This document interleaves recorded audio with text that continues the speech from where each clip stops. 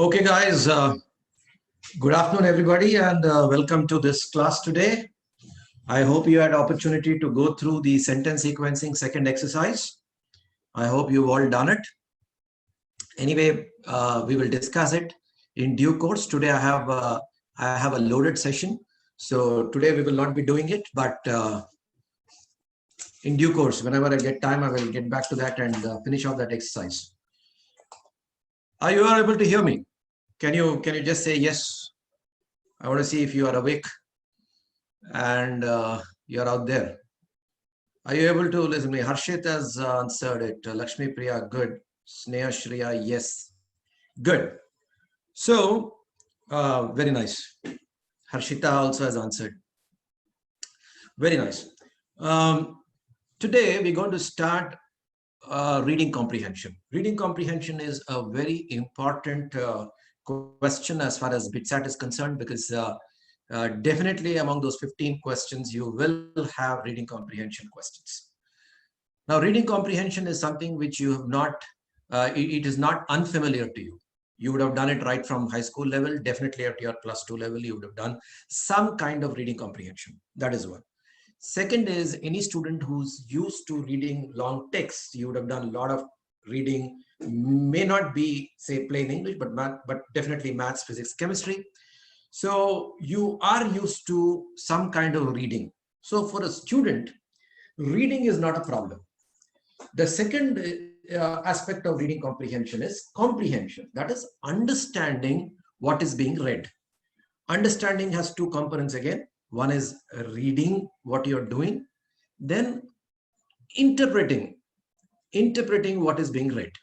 Okay, so that is the most important part, and that is what is tested in reading comprehension. Not just blind reading, but interpreting what you've read, understanding what you've read. So these are some of the important aspects. You may say, what is so great about reading and trying to answer questions immediately which follow on the basis of whatever is given in the passage? We will see certain passages today. Let's say, for example, the first passage itself, where you will understand what I'm trying to talk about. So before we get on with the first passage, first thing that we need to discuss is the technique that has to be used for reading comprehension. In my first class itself, I said that in reading comprehension, especially of the BITSAT kind, where you will have only one question per passage, like your screen will accommodate one passage and one question. So it makes no sense to read the passage before reading the question. So you have to read the question first and then get back to the passage, because once you read the question, you will know what to search for. Okay, if you don't read the question, you'll be wasting time reading the passage. Then you'll read the question and then you'll have to come back to the passage. So you'll have to do the reading twice. So our objective is to minimize the amount of time that is required for reading the passage. So the technique always in BITSAT kind of passages is read the question first and then go to the passage. Okay, so let me illustrate that with some examples today. Let's look at this passage. But in this passage, unfortunately, the question is, which one of the following statements is true? That's really unfortunate, because you don't know what to search for and you need to read the entire passage. Okay, so it's a short paragraph. I want you to read the paragraph and come back to me with the answer. Which one of the following statements is true? Okay, please read the passage and tell me what you find is true as per the passage. Yes, I'll give you 20 seconds to answer this question. Please read it.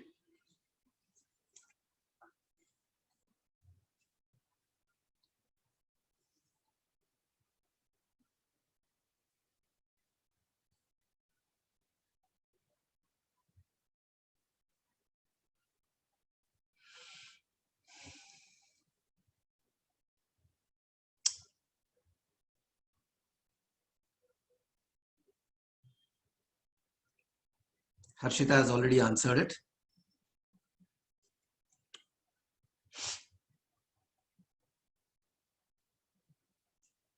Let's wait for the others to join.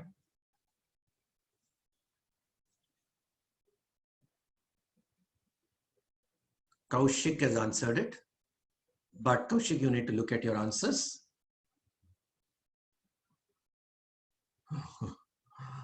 Harshit Verma has answered it.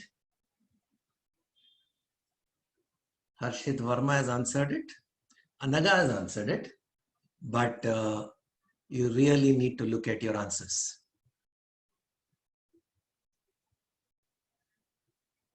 Kaveri, Shreya has answered it. Kaveri has answered it. Sashank has answered it. Kaveri, you have to look at your answer, please. Lakshmi Priya has answered it. So, I have all answers actually. I have all options as answers. Sneha Shreya has answered it. Lakshmi Priya has answered it. Let me see who else. Bhagirath Reddy, are you there? Sudhanshu, are you there? Tara, are you there? Dhanush, are you there? Venkat Reddy, are you there? Sudhanshu, good afternoon. Welcome. Yeah, you answered it right. The others, where are the others? Yeah, I want your answer, Tara.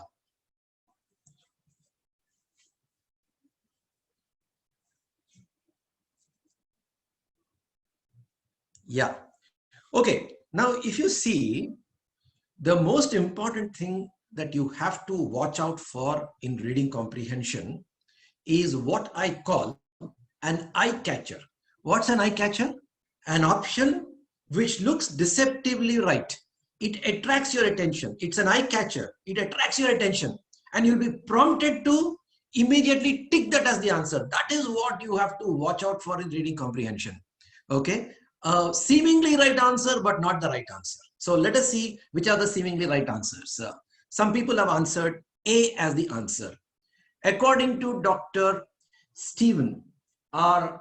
Kellert, invertebrates are responsible for all the ecosystem processes. Is that the answer? Some of you have marked A as the answer. What is wrong with that? What is wrong with that? Okay. According to Stephen R. Kellert, invertebrates are responsible for all the ecosystem processes. Has he said that? He didn't say that. Who said that? Who said that? Has he said that? You just examine who said that.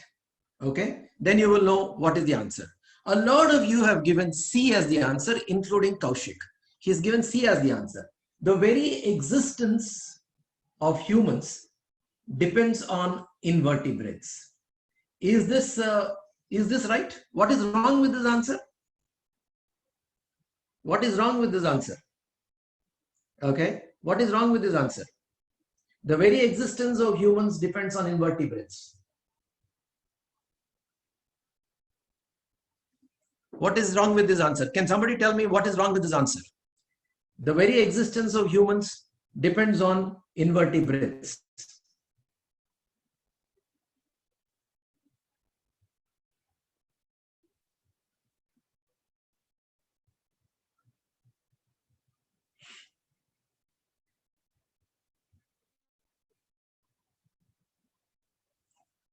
Oh, sorry. I got misled. C is the right answer. C is the right answer because, okay, I've not read the paragraph. In fact, I made the mistake that I tell people to avoid. Now, in this particular paragraph, the most important point the author is trying to convey is that the very existence of humans depends on invertebrates. So, for example, if you see what he says is, remove the invertebrates, creatures like insects, spiders, worms, snails, and protozoans, and the global ecosystem would collapse. Humans and other vertebrates would probably last only a few months, and the planet would belong mostly to algae and fungi. So this is what the author is saying. So the right answer to this question is the very existence of humans depends on invertebrates. So that is the answer. A lot of you have answered D. Now let me see why D is not the right answer. According to the author, absence of human beings has no adverse impacts on the biosphere. Is it according to the author? No, it is not according to the author. It is according to ecologists. Ecologists have said that absence of human beings has no adverse impacts on the biosphere. So just go back to the paragraph. You will find that remove people from the face of the earth and the biosphere would work along just fine, ecologists say. All right. So it is not the opinion of the author. It is the opinion of the ecologist. So D is an eye catcher. D is an eye catcher. Don't mark D. The answer is C. I made a mistake. Sorry. C is the right answer. A lot of you have got C as the answer. A lot of you have got D as the answer. D is not the answer. C is the answer for the reasons I have mentioned here. Okay. So please remember. Similarly, according to the, if you look at B, according to the author, humans hate invertebrates. It is not according to the author. It is according to Stephen Kellert. Stephen Kellert said that, not according to the author. So while reading the reading comprehension passage, you need to be very careful about who said what, because most of the questions will be related to very, very simple things.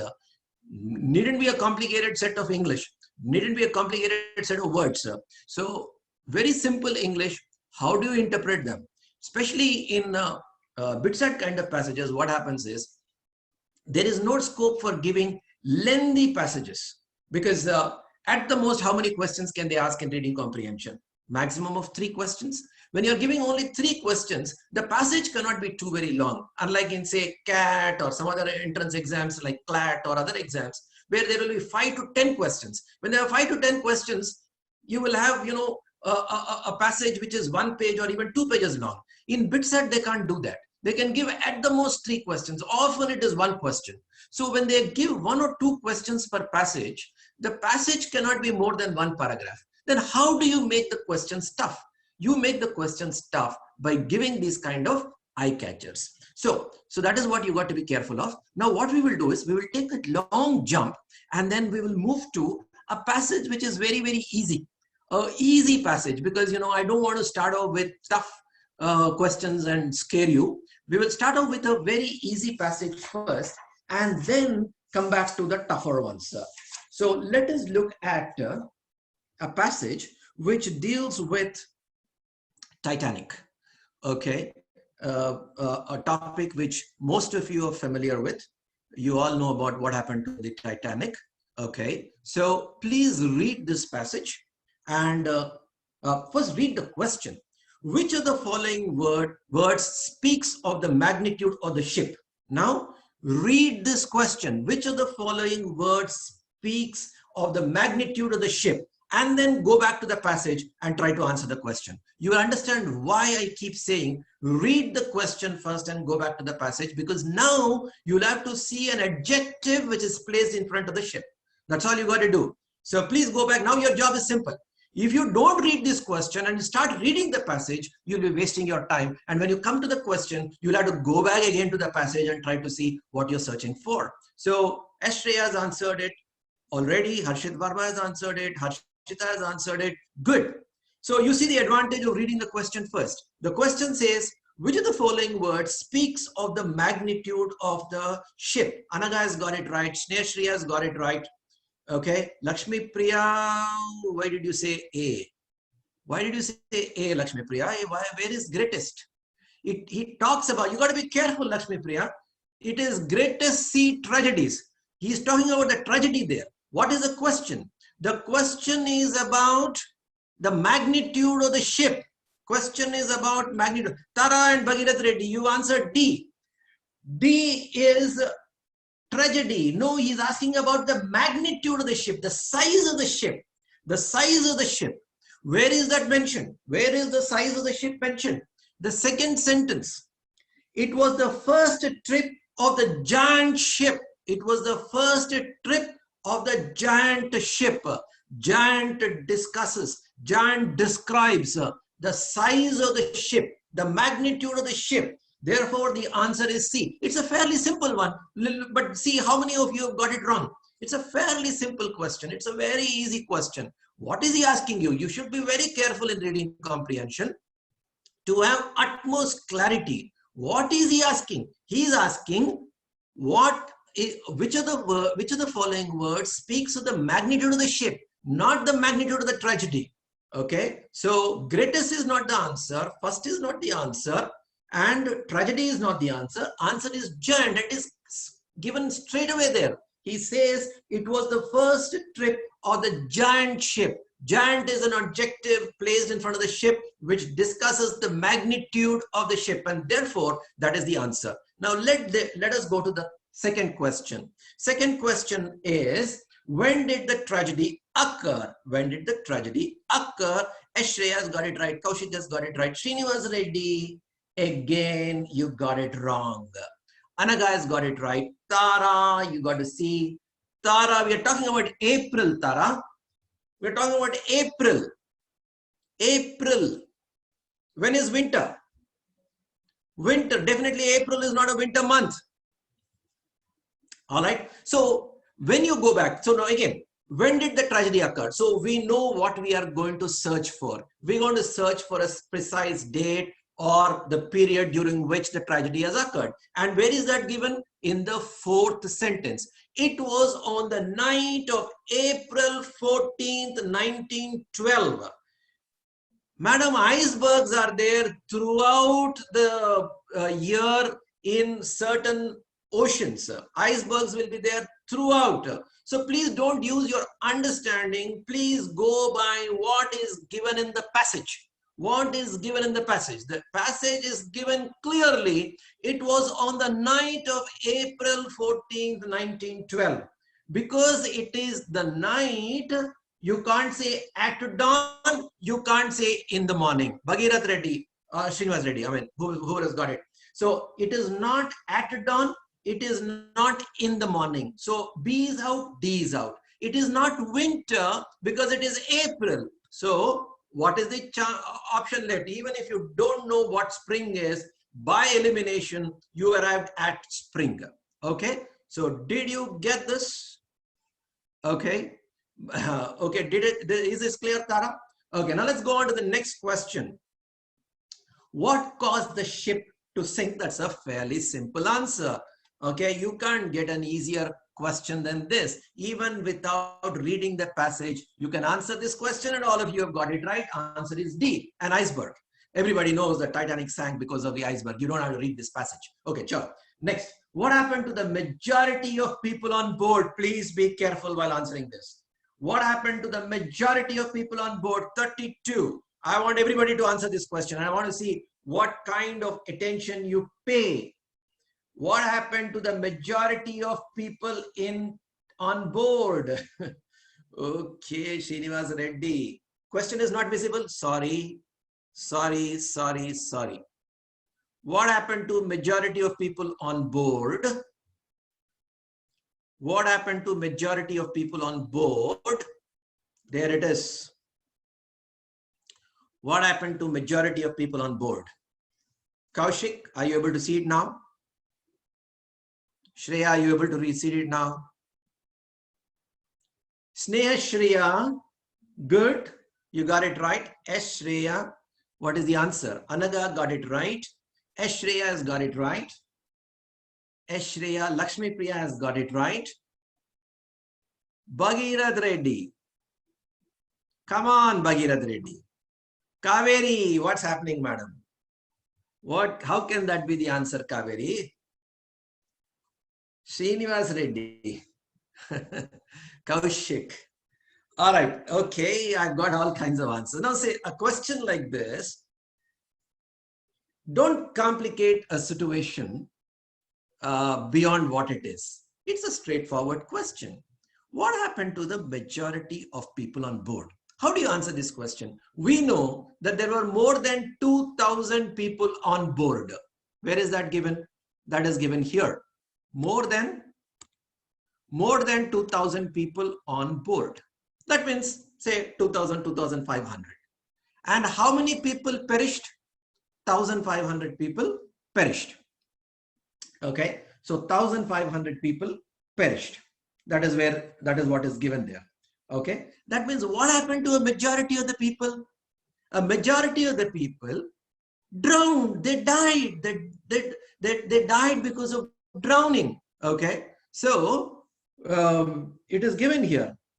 More than 1,500 people. That's given here. More than 1,500 people. Out of 2,000 people, 1,500 people perished by drowning. They lost their lives. So what is the answer? They have not gone back to England. Okay, we don't know. The passage didn't talk about what has happened to the survivors, but the survivors were a minority.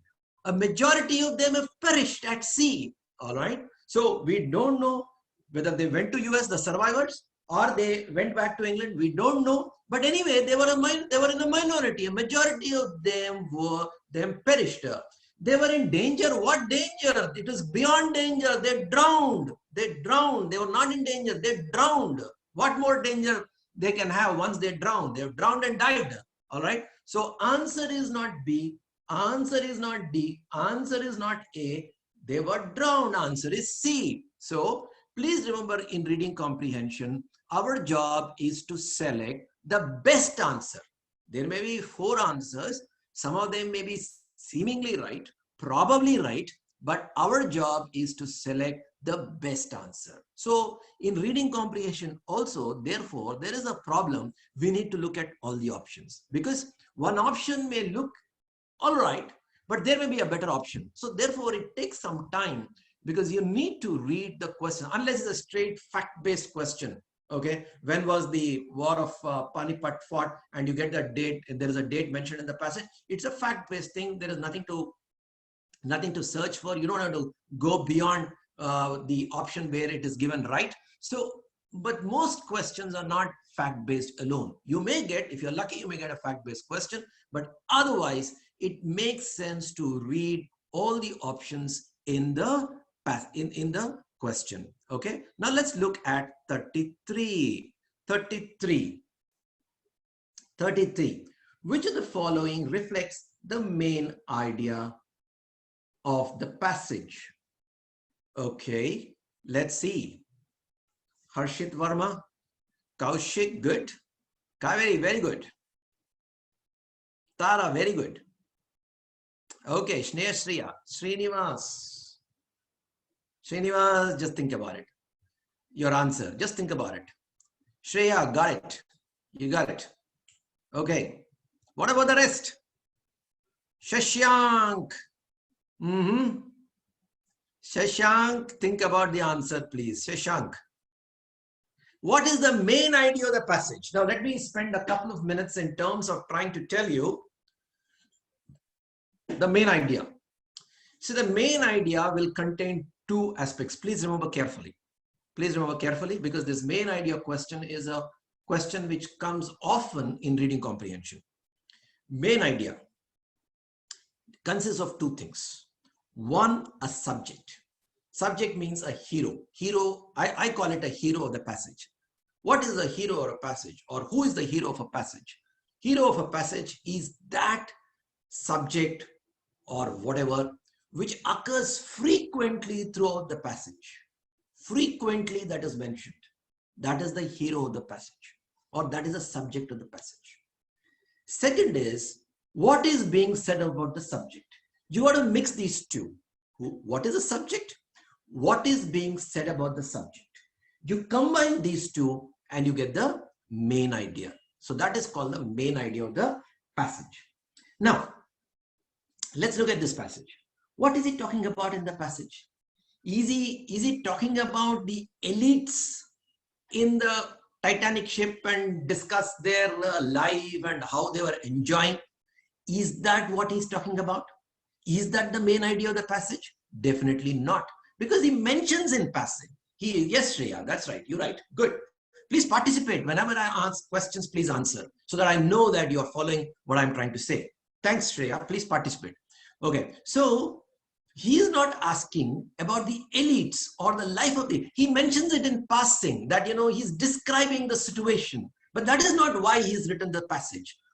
Okay. So if you see, sometimes you get a clue as far as the main idea is concerned when you encounter a topic sentence. It is called a topic sentence. This topic sentence usually occurs in the first part of the passage or in the last part of the passage. The topic sentence sometimes may be mentioned in the first part of the passage or the last part of the passage. We are fortunate here to talk about, to find out the topic sentence in the first part of the passage. One of the greatest sea tragedies that has ever occurred was that of the steamship Titanic. It is given in big bold letters. It is given in big bold letters. Okay, that is the main idea of this passage. You can't go wrong here because it is explicitly mentioned here.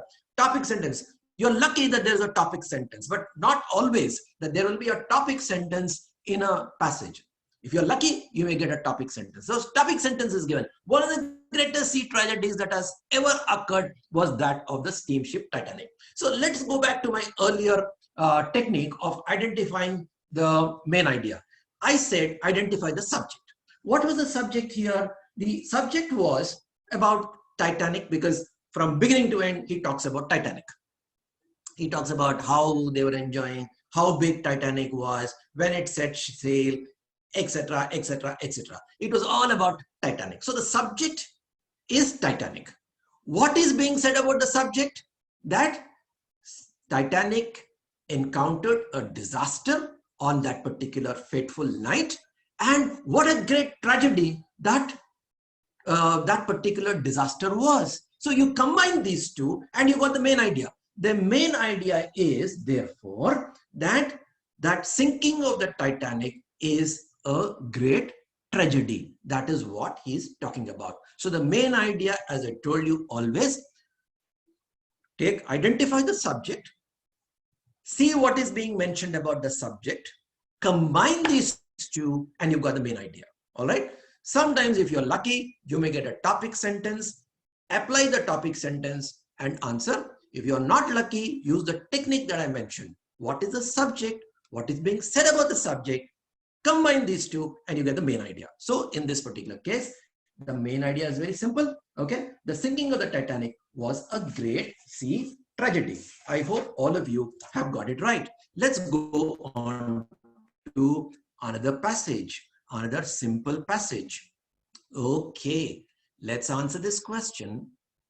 Okay. Let's answer this question. Okay, 36. The author views the idea that the pterosaurs became airborne by rising into light winds created by waves as what? Okay, please read and answer. Okay, read the question carefully, go back to the passage and answer this.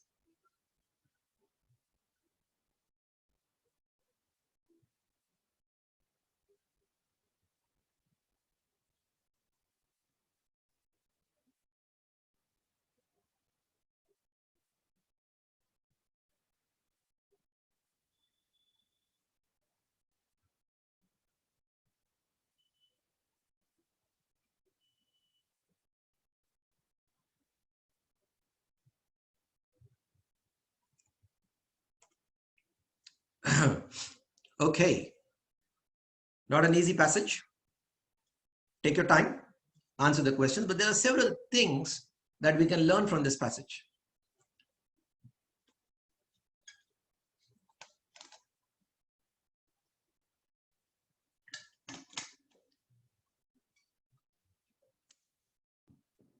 Harshit has answered it and he got it right. Kaushik, you got to look at it, boss. You got to look at it carefully. Bhagirath, congratulations, you got the right answer.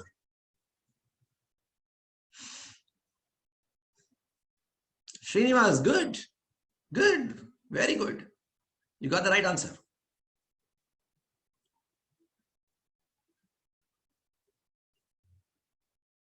What happened to the rest? Total silence. Lakshmi Priya. Ah, Lakshmi Priya. Think about the answer, Lakshmi Priya. Harshit, my God.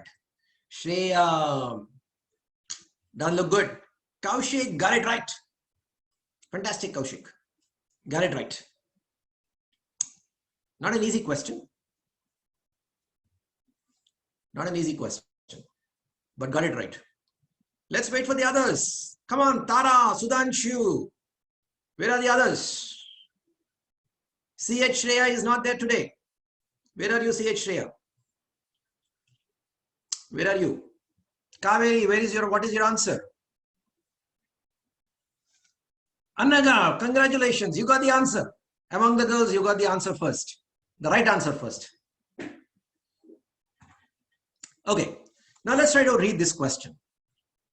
You got to be very careful. Shreya, yes, Shreya, good. You got it right now. Okay. The author views the idea that the pterosaurs became airborne by rising. Shrestha, you got to see your answer. We'll come back to it.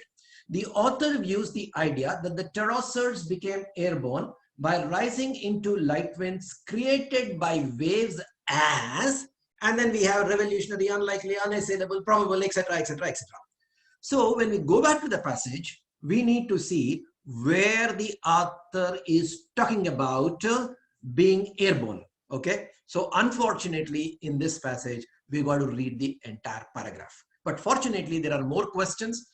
Whatever time you invest in terms of reading the passage doesn't go waste, because there are questions following this. It's not a single question passage. There are other questions, so time is not wasted. So let's go back to the passage and try to understand the passage, and please concentrate while I'm reading this out. Efforts to explain how the pterosaurs became airborne have led to suggestions that they launched themselves by jumping from cliffs. That is first one, jumping from cliffs. 2, by dropping from trees. 2, or even by rising into light winds from the crest of waves. Waves means obviously he's talking about water waves. All right. So we are talking about 3 theories or 3 hypotheses. Okay. Jumping from cliffs, dropping from trees, and or even by rising into light winds from the crest of waves. So 3 hypotheses he is presenting. Okay. Each hypothesis has its difficulties. There itself we've understood what the author is trying to say. He says they have difficulties. So what do you think, Lakshmi Priya? You think the author says they are unassailable? Unassailable means you can't find any problem with it. You can't find any problem. Unassailable. You cannot find any defect in it.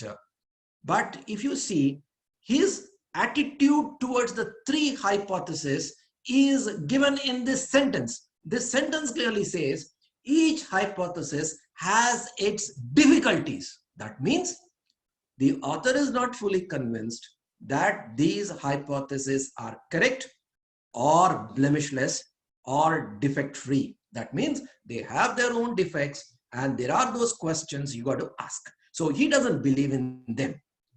The author's attitude is very clear. Therefore, unassailable can never be your answer.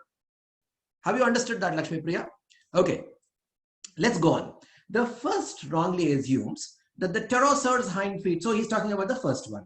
The question deals with the third one. So we can do a long jump and go to the third one. He's talking about the first one, leave it. The second one, leave it. The third. So we got to go to the third one because the question deals with the third one. The third calls for high waves to channel updrafts. The wind that made such waves, however, might have been too strong for the pterosaurs to control their flight once airborne. So he says high waves. High waves are things which will, propel these animals into areas which are uncontrollable. So we know that the author feels that this particular hypothesis is improbable or unlikely, because we know from the beginning itself that the author is not convinced about these theses, because he says that they have their own difficulties. So author is not convinced about it. So he is not going to have a positive view about any of these hypotheses. If at all, he may be neutral or he will be negative. So don't search for positive answers for questions regarding this. That is another technique that you got to remember in reading comprehension. Whenever questions are asked about the attitude or how the author feels about, etc., etc. You'll have to find out whether the author is going to be positive, he is going to be negative, or he is going to be neutral about a particular idea. So when he says each hypothesis has its difficulties, he's going to be negative about it. Definitely he's not going to be positive.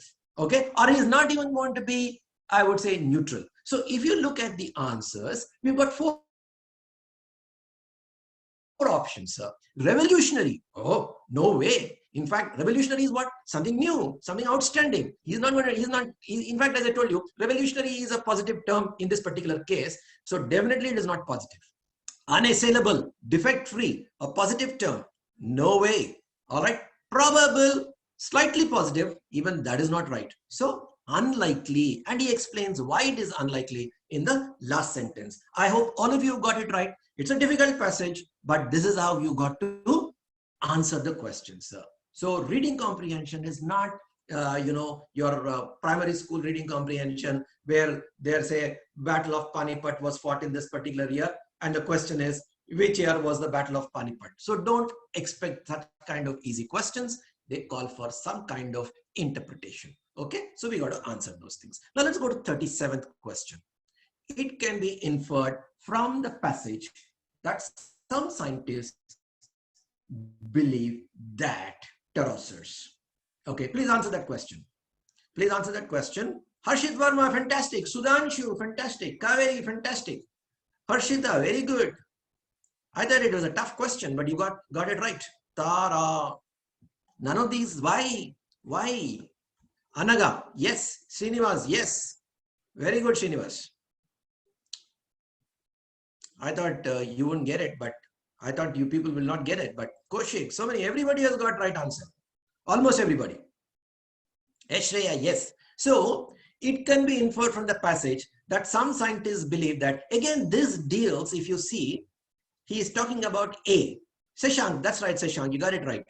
Lived near large bodies of water. Why? We are talking about high waves. Where do you get high waves? You will not get high waves in a small pond, right? Or you will not get high waves in well, right?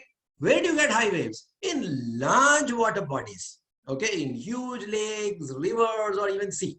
So, lived near large bodies of water is the answer. The other two are not given. In fact, they are not even mentioned in the passage. Okay, so it is difficult.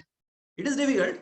Live near water bodies, large water bodies. It's not explicitly mentioned, but you will have to see the passage and try to understand, because it's talking about high waves. And where do you find high waves? In large water bodies. And I'm glad that most of you got it right. I'm really glad. Okay, let's look at 38. Which of the following best describes the organization of the passage? Okay, I think this is straightforward. Let me see who can answer this question. Who can answer this? Oh, a lot of people have answered. Harshit, Sudhanshu, Harshita, Shreya. Got it right. Srinivas, you can't give either or. You should be very clear. Anaga, yes. Kaveri, yes.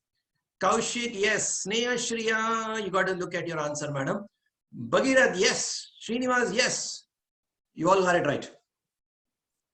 Which of the following best describes the organization? Lakshmi Priya has gone silent. What is your answer, Lakshmi Priya? Anaga, what is your answer? Tara, what's your answer? Yes, Lakshmi Priya, got it right. Sashank, you got to look at your answer. So the questions that are coming is, the options that I get are two. The most popular answers, Anaga, you got it right. Sresha, you got it right. B and C. The choice is between B and C. C. 3 hypotheses are outlined. That is fine. That part is fine. In C, I'm talking about C. I'm talking about C. Okay. 3 hypotheses are outlined and evidence supporting each is given. Oh, no way. Is he providing evidence? He's picking holes in them. He's saying why they are difficult to believe. All right. Why there are holes in the hypothesis. He is not giving evidence supporting each. Please remember that. Sashank, please remember that. He's not giving evidence. In fact, you can find out the attitude of the author. He is trying to pick holes. He says it is difficult to believe them. They all have their own difficulties. So you don't expect the author to give arguments or evidence in support of the hypothesis. If at all, he is going to pick holes. So let's look at B. 3 explanations for a phenomenon are presented and each is disputed by means of specific information. What a beautiful answer. In fact, precisely that is what the passage is about. In fact, that is one technique that you have to develop in reading comprehension, which is while you're reading the passage, you got to understand the structure of the passage because the author is writing the passage with some motive. All right, something is in mind. So if you can understand what is his motive for writing the passage, then I tell you, you crack the passage and you can never go wrong in answering the questions. The motive is clearly he is presenting 3 hypotheses, 3 explanations, and he is telling us why it is difficult to believe in any one of them. So he is giving why each is disputed. What are the holes in each of these hypotheses? That is precisely what he's done in this passage. A slightly difficult passage, but this is how reading comprehension passages are. Okay, let's go on to the next one. Let's go on to the next one. Again, he's talking about pterosaurs. Okay, those of you who hates biology, you have no choice. Reading comprehension can have subjects from various disciplines. Okay, so it can be inferred from the passage that scientists now generally agree that. Now this is a very difficult question in the sense that you got to read the entire passage. So please read the passage and tell me what it is. Harshit, very unfair. How are you answering so fast? You are going before us. Let's give some time. Yeah, you got it right though. You got it right, Harshit.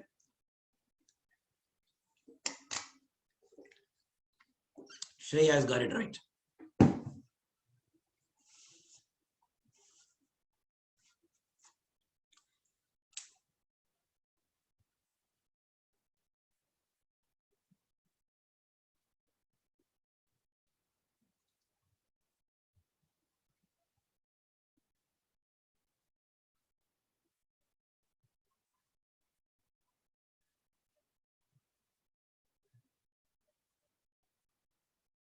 Let's see the answers. Okay, a lot of you have got the right answer. Oh my God, good.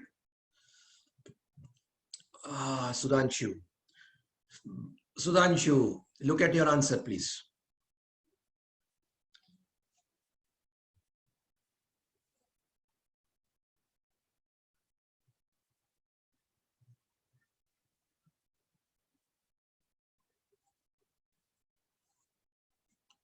Sudhanshu. Yes, Sudhanshu got it right.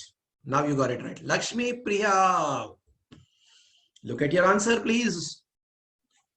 Lakshmi Priya, you often fall for eye catchers. See, the choice is between C and D, as most of you have chosen. Where is D given? Where is C given? Let's see. If the pterosaurs walked on all 4, now that itself is a clue. This is if is conditional. He says if. That doesn't mean that they walk. This says they walked on all 4s. He says if. They didn't walk. They don't walk. All right. So this is not right. If, madam, if. Just be careful about that. It is if. All right. Okay. Now, where is the answer given? Fortunately, you will find the answer in the first line itself. The least controversial assertion, okay, about pterosaurs is that they were reptiles. Okay, the least controversial. Generally agree. Least controversial means something on which there is not much of dispute, or generally agreed, So we are very lucky. We didn't have to read the entire passage. The answer was in the first sentence itself. The least controversial assertion about pterosaurs is that Okay, they were reptiles. Controversial means there is no dispute. Least controversial means there is no dispute. Okay, so answer is therefore C. Pterosaurs were reptiles. I hope everybody has got as to why my answer is C. Let's go on to 40. 40, please. Please answer 40.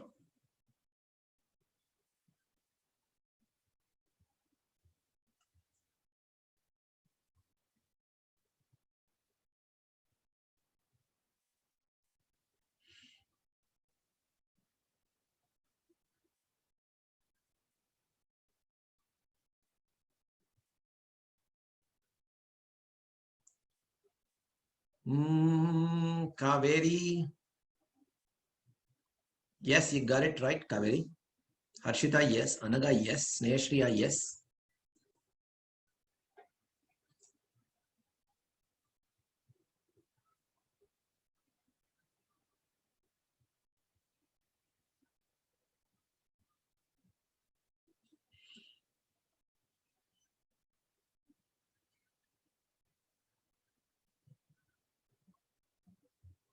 Okay, so yes, everybody. Kaushik, you got to look at your answer. Srinivas Reddy, please look at your answer.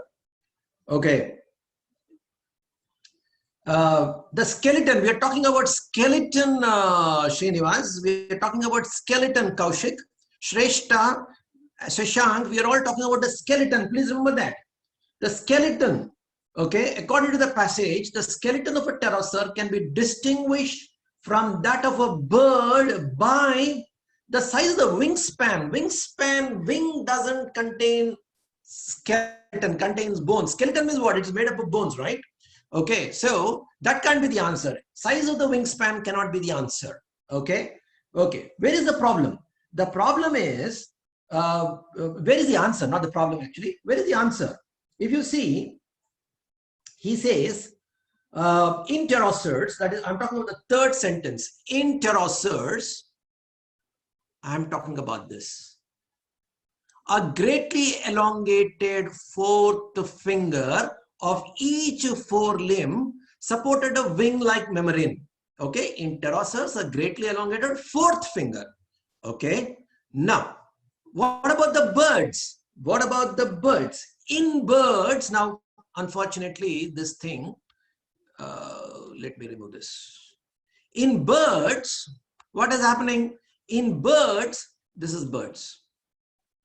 In birds, the second finger is the principal strut of the wing. So, the origin, the anatomic origin of its wing strut, in the case of birds, it is a second finger. In the case of pterosaurs, it is the fourth finger. And therefore, the difference between these two is in the anatomic origin of its wing strut. Okay, so you got to be careful about this particular thing. It is second finger versus the fourth finger. Okay, so therefore the answer to this question is B. Okay, let's go on, please. 41. Oh, I've got to reduce the size. Sorry. I don't know if you can read it. Okay. Let's try to make it as big as possible. Okay. 41. It can be inferred from the passage that which of the following is characteristic of the pterosaurs. Again, this is a horrible question because you got to read the entire passage. So please try to answer this question. It can be inferred from the passage that which of the following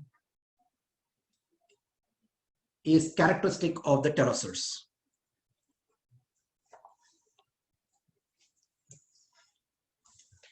Yes, 41. Harshit has answered. Yeah, very good. Shreya has answered. Very good. Srinivas, very good. Fantastic. That's the answer, but you have to choose the option. What is the option, Srinivas? Your answer is right. Answer is what? Yes, good, Srinivas. Your answer is right. Kaveri, yes, you're right. Good. Anaga, right. Sudhanshu, right. Harshita, right. Fantastic. Very good. Okay, you've read the passage very well. You've understood the passage. Fantastic. All right. So where is the where is it given? Okay. Let's look at all the options from D to A. They live primarily in a forest-like habitat. Nowhere it is mentioned. Just forget it. They were at an early stage in the evolution of the birds. No way. No way. Okay, Shreya, you're right. Okay, Tara, you're right. Okay. They hung upside down from branches as bats do before flight. Nowhere it is mentioned. They were, by elimination, you can answer this question actually. They were unable to fold their wings when not in use. And where is that given? As Shreya said, when a pterosaur walked or remained stationary, the fourth finger and with it the wing could only turn upward in an extended V shape along which, so you could not fold the wing because it was extended and it was in an inverted V shape. Therefore, it could not fold its wing. Therefore, you're right, Tara. Answer is A. They were unable to fold the wings when not in use. Good. You've understood very well. So, all of you people, this is exactly the skills that we are looking at when you're reading even science. So, with this kind of excellent comprehension skills, you people should be doing very well in your maths, physics, and chemistry too, because you've got excellent comprehension skills, all of you. All right. So if you're not doing as well in maths, physics, chemistry, it only means that you're not applying yourself as seriously as what you're doing here today. All right. Because this was an unfamiliar biology subject and you are answering so very nicely. So if only you apply this to physics and chemistry, just imagine what you can do. Okay, let's go back. Let's go to the next passage. This is a slightly easier and shorter passage and let's try to answer this question. Okay. Please answer 42. Please answer 42.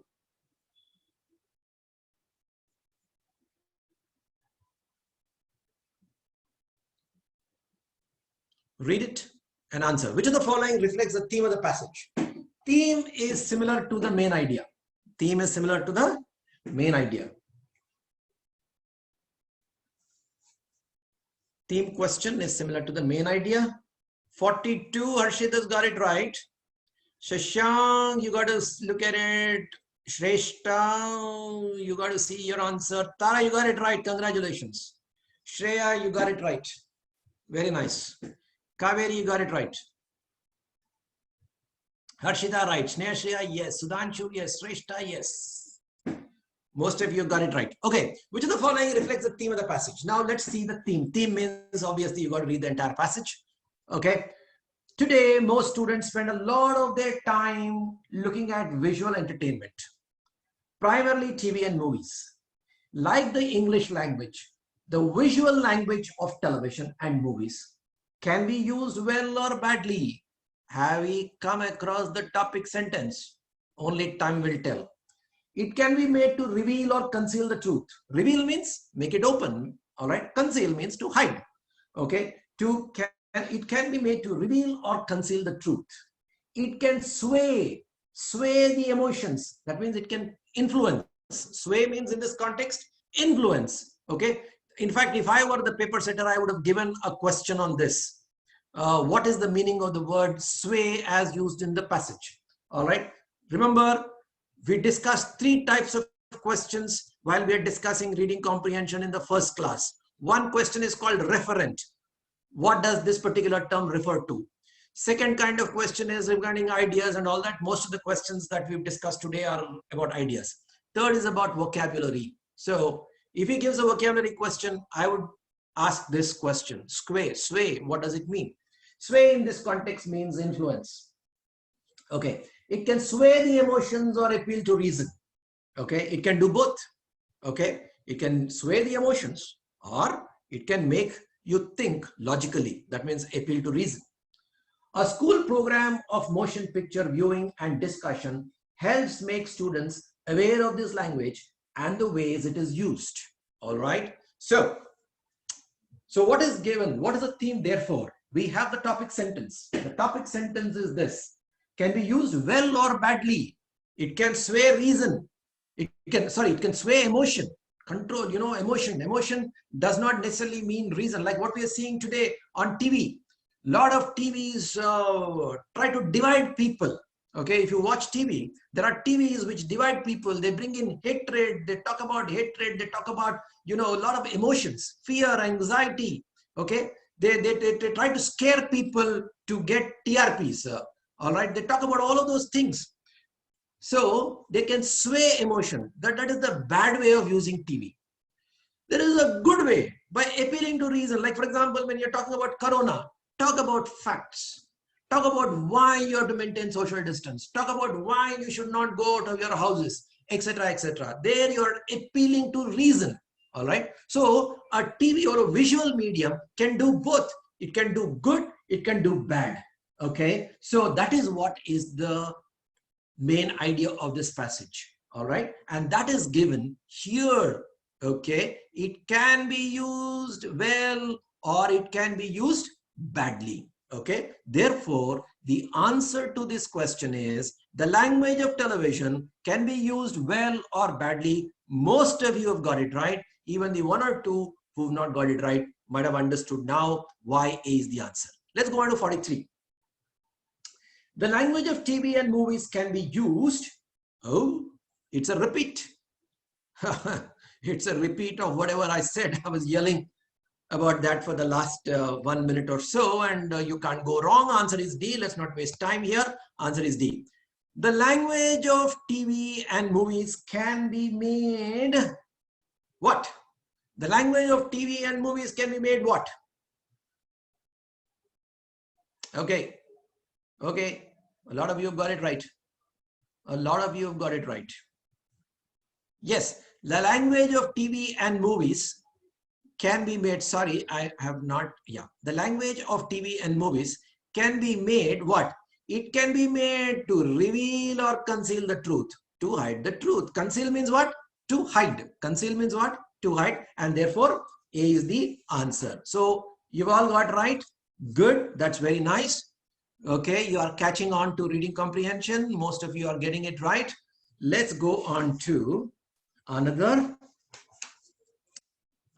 easy passage. Okay, let's see.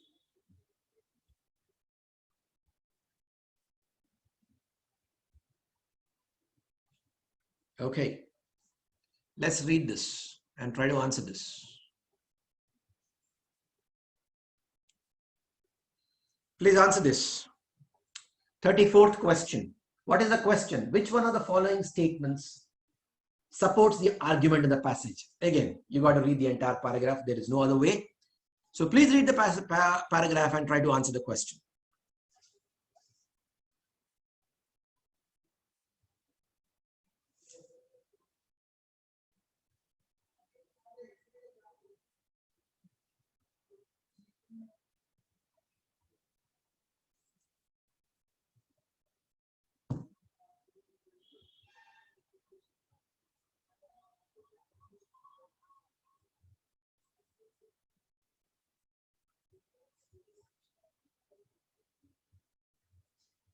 Okay.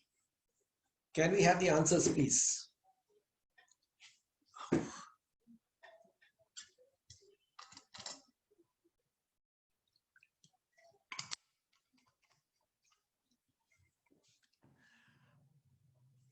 Can somebody venture to answer the question? Kaushik very bravely has put his foot forward. Harshit has answered it. Very good. Both of you have got it right. Fantastic. Shreya has got it right. Srinivas Reddy has got it right. Good. Fantastic.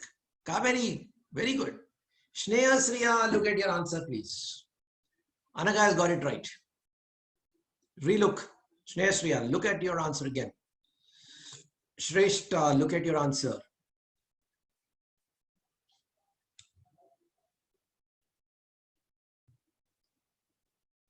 Shrestha, just see whether the passage really mentions what you're looking at. You've marked an option, whether that option is given anywhere in the passage. All right. Lakshmi Priya, congrats, you got it right. Shashank, very good. Okay. Which of the following statement supports the argument in the passage? So let's spend some time in terms of reading the passage. We can't help. We got to read the passage. Most of us deplore. Deplore means what? To regret strongly. All right, to regret strongly. Most of us deplore the treatment of the American Indian received at the hands of the white man. But there were some extenuating, oh God, extenuating is a new word. Extenuating means to lessening the seriousness of an offense. Extenuating circumstances, always it is used. Extenuating circumstances. This fellow was responsible for the event, but there are extenuating circumstances. There are circumstances which make the crime or which make the offense less serious. All right, seeming to lessen the seriousness of an offense. Okay, but there were some extenuating circumstances, that is trying to reason out, okay, why they were treated very badly, but there were some extenuating reasons. Okay, so that's what he's trying to say. Except under an agrarian economy. Agrarian means what? Agricultural. Except under an agrarian economy, the land can support relatively only a few people. All right, fine. It was unrealistic to suppose that the Indians could have held on.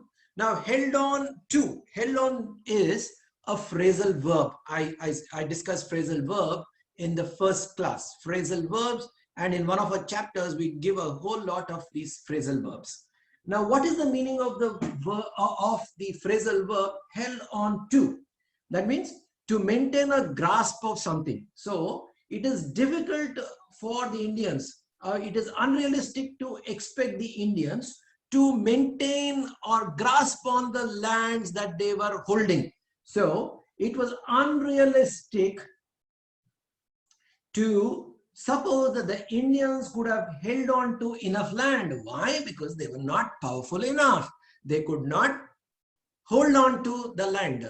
Okay, they could not control, they could not extend their grasp over the land. So that is the important sentence you got to keep in mind. It was unrealistic to suppose that the Indians could have held on to enough land, which probably would have been much of the continent, to continue to support themselves by hunting and fishing. Okay, he is giving a very extended reason to try to justify the behavior of the white man with respect to the American Indian. So he's trying to defend them. So his attitude towards the white man is a little sympathetic. So he says that all of us deplore the treatment, but the white man had certain extenuating circumstances. So be a little sympathetic to them. That's what he's saying. But if you see, his argument is not all that good. But anyway, our job is not to look at the argument. Our job is to answer this question. And the question is, supports the argument in the passage. What supports the arguments in the passage? Is it A, during the colonial period and during the westward expansion, no real attempt was made to assimilate the Indians? This is not mentioned anywhere in the passage. So just cut it off. It can't be the answer. B, when Indians entered into treaties with the government, it was usually the white man who broke them, and again, not supported by the passage. The Indians lost their land because they were not powerful enough to hold it. That is what it has given. Straight away he said it was unrealistic to suppose that the Indians could have held on to enough land. And that is the answer. Answer is C. Most of you have got C. That is the right answer. Okay, guys, let's now go on to the beginning of our chapter, and let's try to answer those questions one after the other. Okay, where are we? We answered the first question and then took a long jump. Now let's go to the second question. Okay. Now these are, these questions, which of the following statements is true, make us read the entire paragraph. Please read the entire paragraph. Which of the following statements is true? Not a very difficult one. Please try to answer this question, please.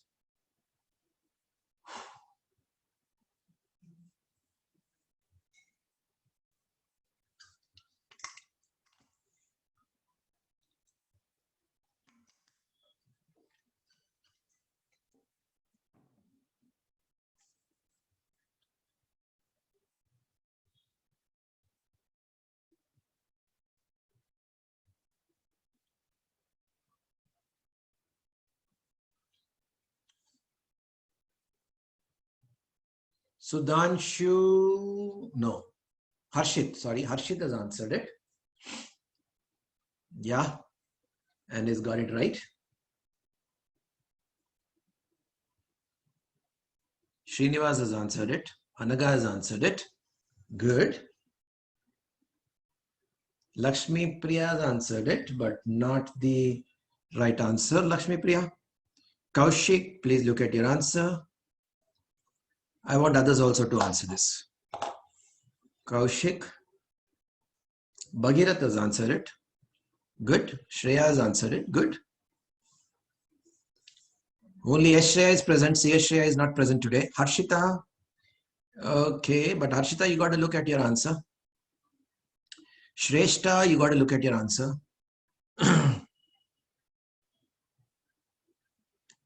You have to strictly go by what is given in the passage. Nothing less, nothing more. Otherwise, you'll arrive at the wrong answers.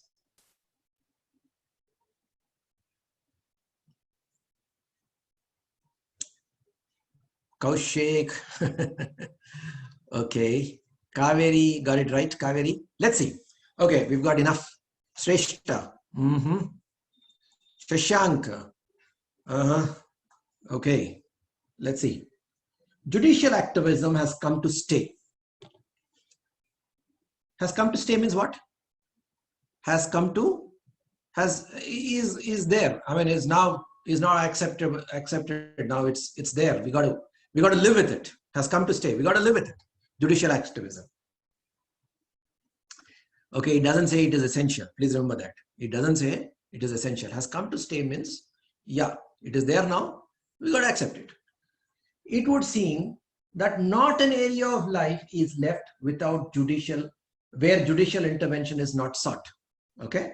So what does it mean? It means that every damn area, the judges are being asked to give their judgment. Every area. I mean, that is true today also. Like, for example, the Supreme Court the other day came up with this ridiculous judgment saying that these COVID tests had to be conducted freely by private labs. What a ridiculous judgment. Why should the judiciary poke its nose into something which the executive is supposed to do? They said, you got to go do it free. Why will the private labs do it free? How will they do it? Who is going to compensate? Each test costs 4,500. Why will they do it free? But the judges had to poke their nose into it. And because of which, what happened? Immediately all private labs stopped testing, and India was deprived of one particular channel of testing. Okay, it is a different matter that they tried to clarify it later, and now private labs are testing. But anyway, that is what the author is trying to say here. It would seem that not an area of life is left where judicial intervention is not sought. Okay, judicial verdict is viewed as an ultimate expression of opinion on any subject, temporal or spiritual. What is temporal? Temporal is the opposite of spiritual. Spiritual means deals with all those godly things, and temporal deals with earthly life. Okay, so temporal is the opposite of spiritual. So if you see, on the basis of whatever the author has written so far, what do you think is his attitude towards judicial activism? Is it positive, negative, or neutral? I want to find an answer to this.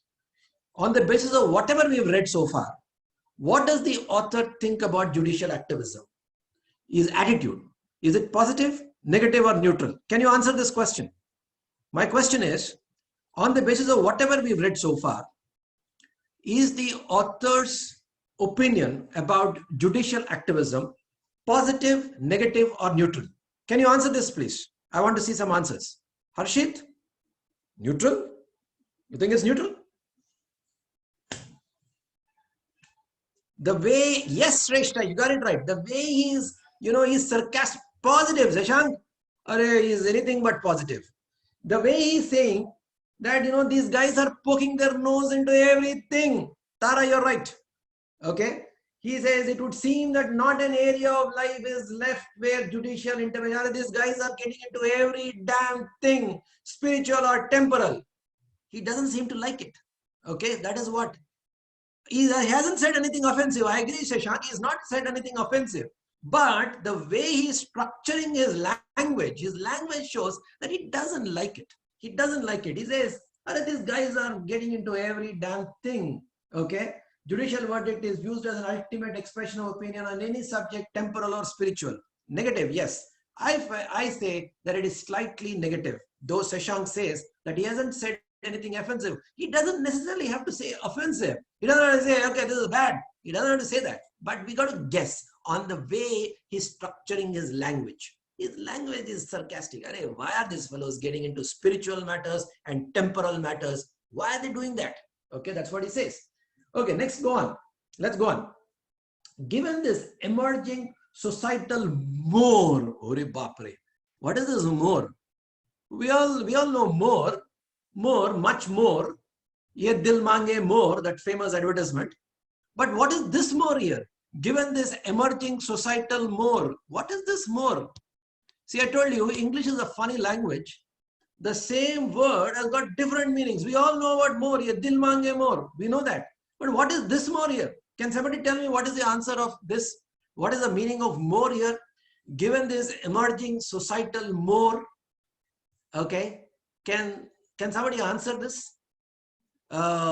Given this emerging societal more, okay, can somebody answer this? What is more here? More what? Can somebody answer? What is more? Okay, I'll answer this. Given this emerging societal more means, yes, Sriram. Sriram, why are you silent? You got it right. Sriram, why are you silent? People like you have to participate. People like you have to participate often. Why are you silent? Okay, he's got it right. He says custom or not. Oh, Supraja, is it? Sorry, Supraja. Okay, Supraja, you got to answer. You got to participate more often. Okay, custom or norm. All right. Custom or norm, which is specific to a particular region, etc., etc. Like, for example, greeting people with namaste is a norm in India. Now the world is accepting this, perhaps in the day of Corona, in the age of Corona, saying namaste is better than shaking hands. Even Trump has said that. Okay, that is a more, that is our Indian more, greeting people like this. So what is more? More means custom or norm. So Supraja, you're right, and you got to answer more often. Now I'm going to catch you often. So given this emerging societal more, there is nothing surprising if courts hand down judgments on methods of teaching and standards of education. There is nothing surprising if courts start talking about what is the standard of teaching, methods of teaching, etc., etc. This trend was in evidence recently when the Delhi court ordered that the scheme of multiple question papers, MQPs, should be implemented only in consultation with the principals, teachers, parent-teacher associations affiliated to the Central Board of Secondary Education. So what the court has done is, they said that the scheme, that the new evaluation scheme using multiple choice questions should be implemented only with consultations with everybody under the sun. That is what the court said. The courts come up with this kind of unimplementable decisions. He says you talk to everybody, principals, teachers, parent-teacher associations, every damn fellow under the sun. Okay, so which one of the following statements is true?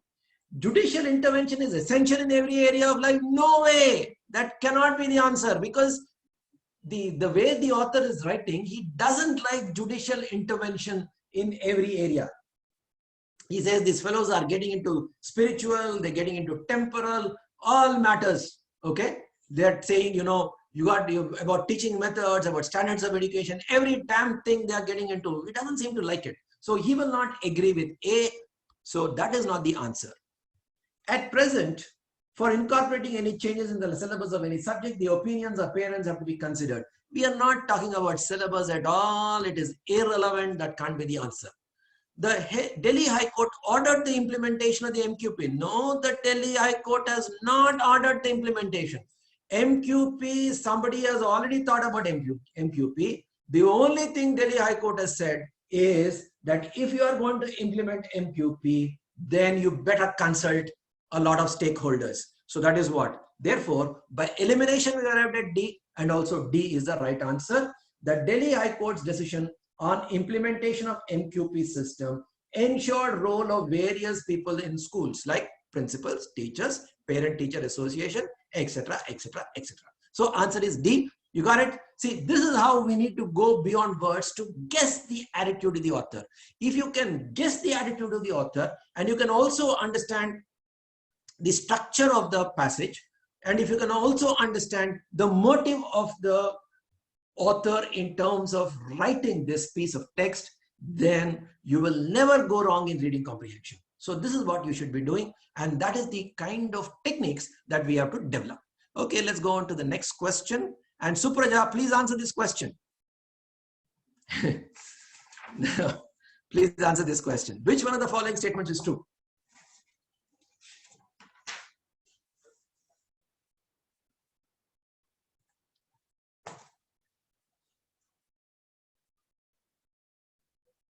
Okay, we're getting into biology again.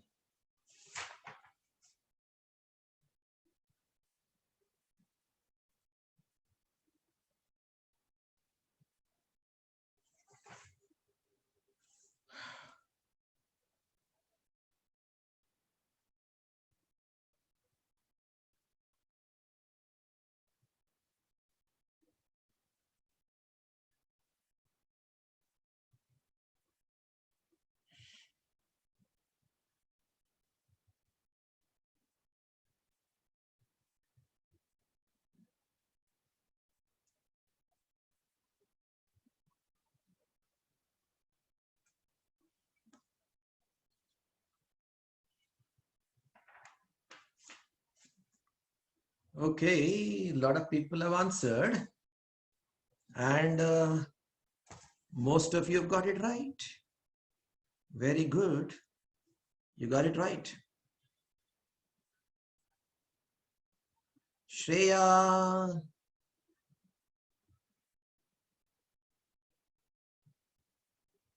Shreya, you got to look at your answer, please.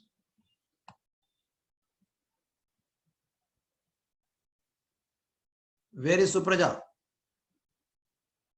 Supraja, what is your answer?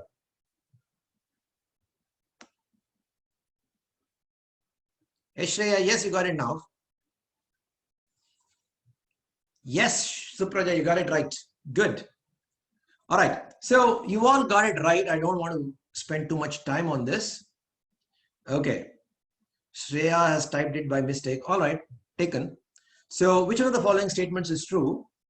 Some paleontologists believe that the Myosaur species cared for their young after hatching. And where is that given? That is given in this one. Paleontologists say nurturing behavior. Nurturing means caring. Caring means, nurturing means actually feeding them. All right, providing nourishment. That means caring. Paleontologists say that nurturing behavior of Myosaurs and certain other dinosaur species sets them apart from modern reptiles in which such behavior is supposedly rare. So it is rare among the reptiles, but this particular species really cared for their young ones. So some of you have answered C. According to a scientist, the leg bones of young Allosaur dinosaurs. Okay, has he mentioned that at all? Okay, that is not mentioned. A student who worked on the report explains the leg bones of young Myosaur dinosaurs. He is not mentioned about Allosaurs at all. So don't be misled by these kind of answers. So this is not the right answer.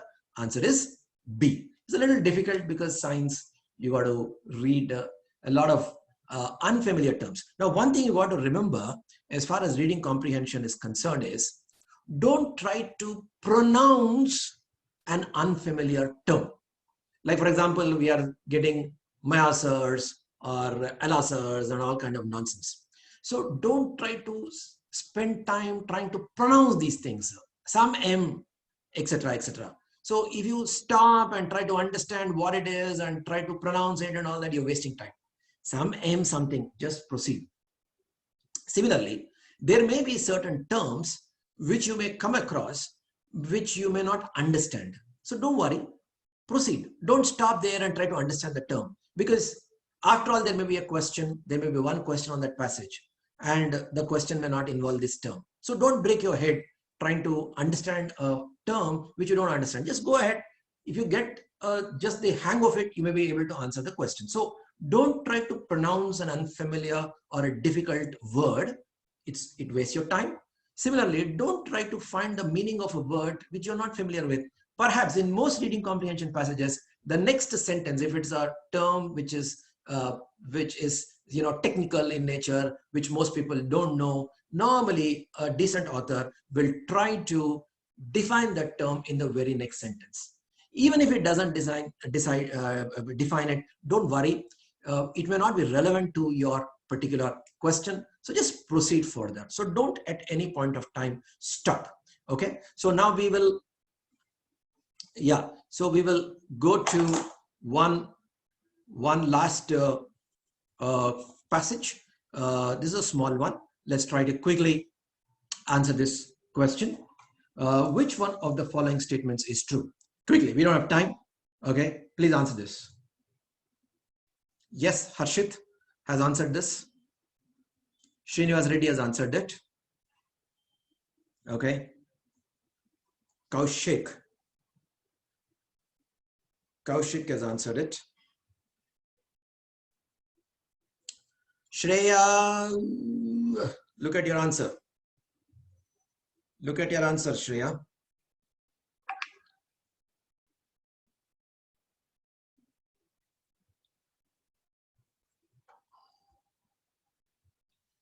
Okay, Bhagirath has got it right. Shrestha, look at your answers.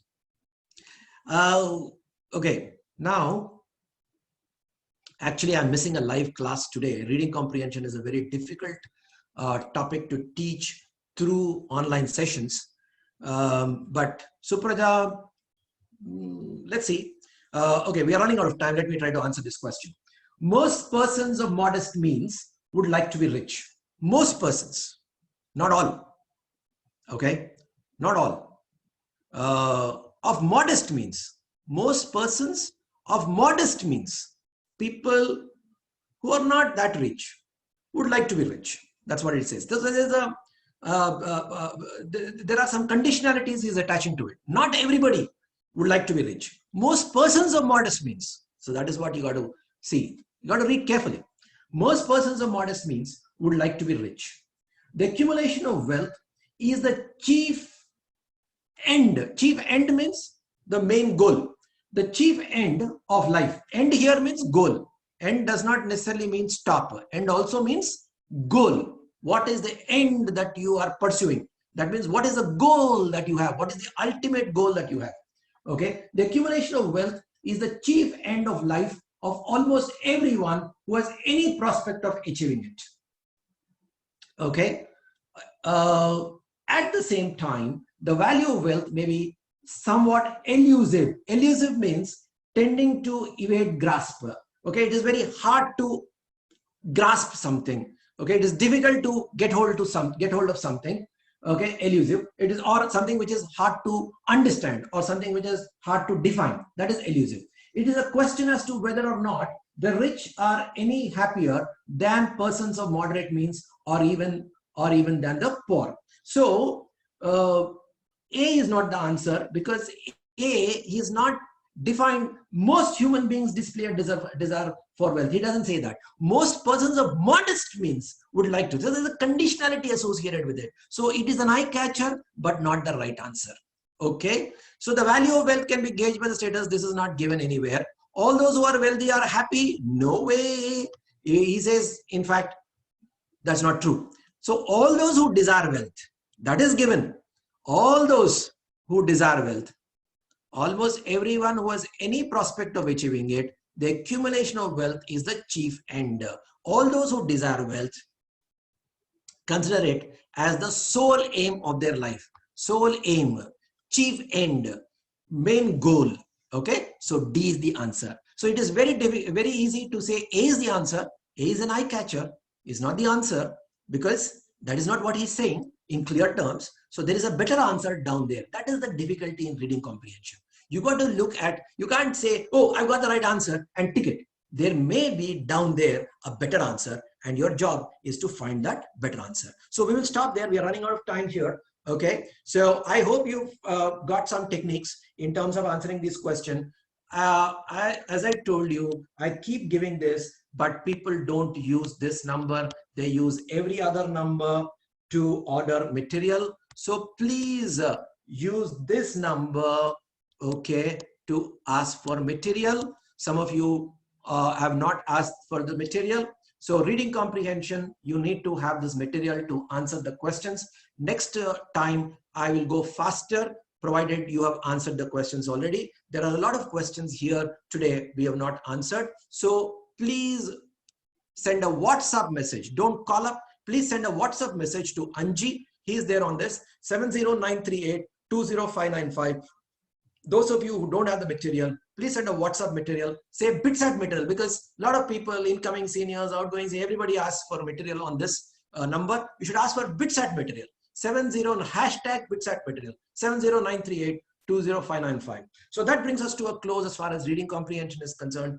Okay, we try to discuss a lot of techniques, and the most important technique is read the question first and then go back to the passage. We will try to finish the unfinished passages in the next class. Okay, so the next class is day after tomorrow. Santosh, you can stop the class now. Okay, goodbye.